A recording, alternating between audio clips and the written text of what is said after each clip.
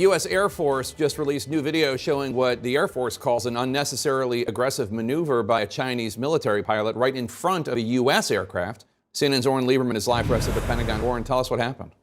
Jake, we're just getting this information from U.S. Indo-Pacific Command. They say a Chinese fighter jet, a J-16, on Friday intercepted a U.S. spy plane in international airspace over the South China Sea. They're calling it an unnecessarily aggressive maneuver as part of the intercept. Take a look here. This is from the cockpit of the U.S. aircraft, an RC-135.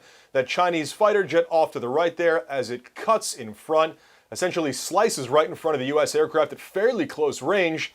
And that turbulence there, that is from wake turbulence off the back of that Chinese fighter jet. Again, the U.S. is calling this an aggressive maneuver, saying that it was essentially unsafe and unprofessional. We have seen intercepts like this sort of tension between Chinese fighter jets and U.S. aircraft before. In fact, there was one in December, a different type of Chinese fighter jet, but essentially the same situation.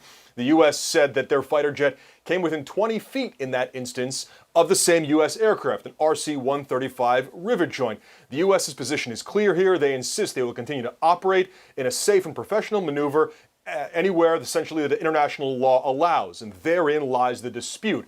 For the U.S., airspace over much of the South China Sea is international airspace over international waters. China, however, claims much of the South China Sea as its own territorial waters and therefore believes that it is the U.S. invading on their territory, a position the U.S. does not recognize.